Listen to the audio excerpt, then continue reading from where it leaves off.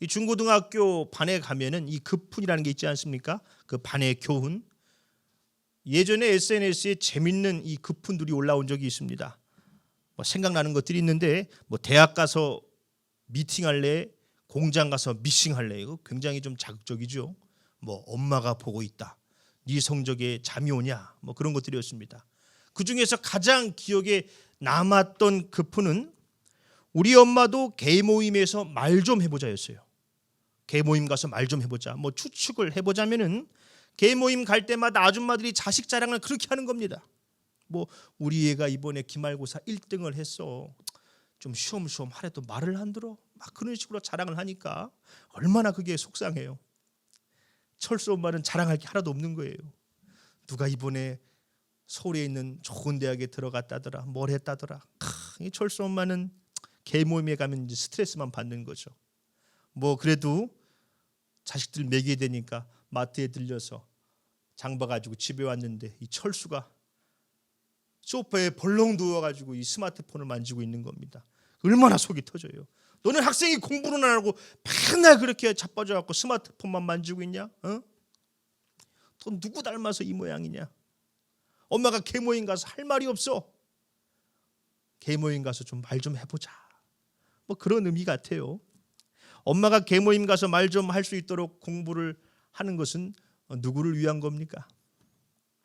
이혼 소송 중이던 노 부부가 마지막으로 밥 한 끼를 하자면서 찜닭집에 간 겁니다.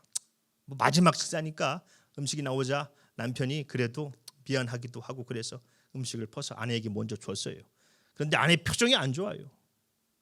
이 인간이 평생을 그렇게 이기적으로 살더니 마지막까지 나한테 닭날개를 주고 앉았네. 맨날 치는 닭다리 다 처먹고 마지막까지 이게 뭐야? 남편이 황당한 겁니다. 이 고기 맛도 모르는 옆에 내가 원래 이게 제일 맛있는 거야. 이 야들야들한 게 얼마나 맛있는데 내가 제일 좋아하는 게 닭다리인데 닭날개인데 평생을 양보했더니 이기적이라고 하네. 아내는 닭다리를 좋아하고 남편은 날개를 좋아하는 거죠. 서로 자기가 좋아하는 것을 상대방도 좋아한다고 생각하고 산 겁니다. 내가 이걸 좋아하니까 쟤도 저걸 좋아하겠지. 최승호 시인의 오징어 부부라는 시가 있습니다. 그 오징어 부부는 사랑한다고 말하면서 부둥켜 안고 서로 목을 조르는 버릇이 있다. 우리가 사랑한다고는 말하지만 그 사랑이 상대방을 향한 게 아니라 나를 향할 때가 있지요. 배우자를 괴롭히면서도 그거 다 당신을 너무 사랑해서 그러는 거야. 자녀들을 그렇게 힘들게 하면서도 내가 다 너 잘 되라고 하라는 거지 뭐 나 잘 되라고 하라는 거냐? 어찌 그것을 사랑이라 할 수 있겠습니까? 그 사랑의 기준은 대체 뭡니까? 자기죠, 자기. 자기가 좋으면 좋은 거고 싫으면 싫은 거예요. 상대방의 마음과 상황은 고려하지 않습니다. 상대방을 있는 그대로 받아들이는 게 아니라 그 사람을 내 기준으로 바꾸려고 하죠. 넌 이게 문제다. 넌 저게 문제다. 그래서 안 된다. 자기가 기준이 된 사랑은 서로에게 상처를 줄 수밖에 없습니다. 오늘 본문 말씀이죠. 그러므로 무엇이든지 남에게 대접을 받고자 하는 대로 너희도 남을 대접하라. 이것이 율법이요 선지자니라. 오늘 본문을 황금률이라고 합니다. 골든 룰. 그리스도인들이 대인관계에 있어서 가장 염두에 둬야 할 원칙이죠. 관계의 가장 중요한 원칙. 그런데 짚고 넘어가야 될 부분들이 몇 개 있어요. 오해할 수 있는 소지가 있거든요. 먼저 이 황금률이 마치 내가 남에게 대접받고자 하는 대로 내가 남을 대접을 하면은 그 사람도 나를 그렇게 대접할 거라는 생각입니다. 그런데 성경엔 그런 게 없어요. 가는 게 있으면 오는 게 있고, 오는 게 있으면 가는 게 있어야지. 누가복음에는 이런 구절도 있습니다. 누가복음 6장 34절.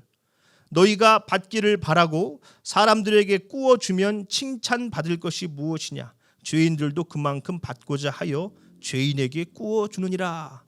받을 것을 받고 꾸어주면 그게 뭔 소용이냐는 겁니다. 도로 받을 생각하지 말고 주라는 거예요. 그냥 대접하라. 이게 참 어렵습니다. 그리고 또 오해할 수 있는 게 있어요. 방금 전에 말씀드렸던 것처럼 뭐 닭날개 같은 거죠. 내가 닭날개를 좋아하니까 저 사람도 좋아할 거야. 내가 이걸 좋아하니까 저 사람도 좋아하겠지. 내가 여행을 가고 싶으니까 저 사람도 가고 싶을 거야. 그렇게 자기가 판단하고 결정을 하는 거예요. 나에게 좋은 게 저 사람에게도 좋으란 법은 없습니다. 이 생야채가 얼마나 좋습니까? 그런데 신장이 안 좋은 분들한테는 안 좋대요. 나한테 좋은 게 저 사람한테는 안 좋은 거가 될 수도 있지요. 그렇다고 이게 뭐 취향을 존중해 주라는 말도 아닙니다. 저 사람의 상황을 잘 고려해서 막 입장을 맞춰 주라는 뜻도 아니에요. 그냥 너희가 대접을 받고자 하는 대로 대접하라. 행동의 기준이 내가 대접받고자 하는 마음입니다. 뭐 간단한 거죠. 저 사람이 나를 좀 존중해 줬으면 좋겠다. 그러면은 존중해 주라는 거예요. 저 사람이 칭찬해 줬으면 좋겠다. 그러면은 이 칭찬해 주라는 것이고. 전 목사로서 여러분들이 말씀을 잘 들었으면 좋겠다. 그러면 저는 여러분들의 말에 귀를 기울이는 것이겠죠. 사랑받고 싶으면 사랑하라는 겁니다. 그래서 예수님이 우리를 위해서 십자가를 지신 것이죠. 우리 요한복음 3장 16절입니다. 하나님이 세상을 이처럼 사랑하사 독생자를 주셨으니 이는 그를 믿는 자마다 멸망하지 않고 영생을 얻게 하려 하심이라. 하나님은 우리의 사랑을 너무 받고 싶으셔서 우리를 사랑하셨어요. 당신의 하나밖에 없는 아들을 내어주시고 우리에게 영생을 주셨지요. 그렇게 주님은 우리의 사랑의 기준이 되어 주셨습니다. 기준. 요한복음 13장 34절입니다. 새 계명을 너희에게 주노니 서로 사랑하라. 내가 너희를 사랑한 것 같이 너희도 서로 사랑하라. 우리는 늘 자기 기준으로 사랑해 왔습니다. 넌 앞으로 뭐 해 먹고 살라고 그러냐? 이게 다 너 잘 되라고 하는 소리지 이게. 물론 그게 사랑하지 않아서 그런 건 아니죠. 그런데 자기 기준으로 사랑한 거죠. 내가 당신 너무 사랑해서 자꾸 이런 말 하는 거야. 이래서는 안 돼. 어떻게든 나의 기준에 상대방을 맞추려고 했던 것이죠. 그런 우리들에게 주님은 당신의 기준으로 사랑하라는 겁니다. 주님을 기준으로 사랑하라 말씀하시는 것이죠. 내가 너희를 사랑한 것 같이 너희도 서로 사랑해라. 물론 우리가 어찌 예수님이 우리를 사랑하신 것처럼 똑같이 사랑할 수 있겠습니까? 뭐 불가능에 가깝지요. 그러나 비슷하게는 할 수 있어요. 비슷하게. 지구처럼 커다란 동그라미도 동그라미지만은 뭐 콩알도 작지만 동그라미는 동그라미 아니겠습니까? 예수님처럼 그렇게 큰 위대한 사랑은 우리가 못한다 할지라도 좀 닮은 모습으로 작지만 예수님이라면 어떻게 하셨을까? 부단히 애쓰고 노력하면서 닮아갈 수는 있는 것이죠. 예수님이라면 무슨 말씀을 하셨을까? 예수님이라면 저 사람을 어떻게 대하셨을까? 물론 그것도 힘이 든다면 그럴 때는 이 황금률을 부정명령문으로 한번 바꿔보는 겁니다. 긍정명령문은 뭡니까? 이거 해라, 저거 해라.